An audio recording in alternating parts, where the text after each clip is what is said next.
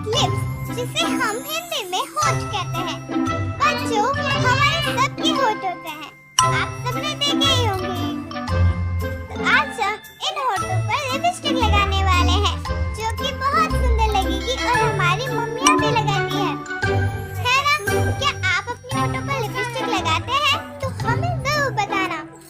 तो हम बना रहे हैं ये लिपस्टिक और उसके पास है एक ब्रश।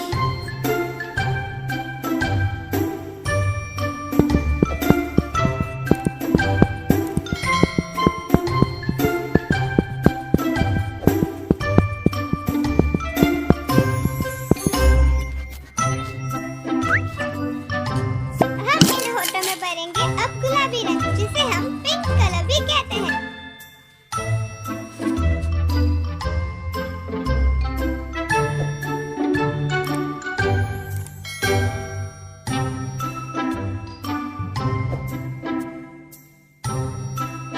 आखिरकार अब हमारे होंठ बनकर तैयार है।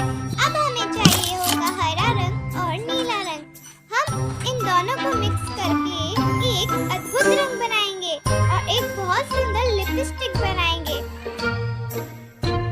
तो हम अभी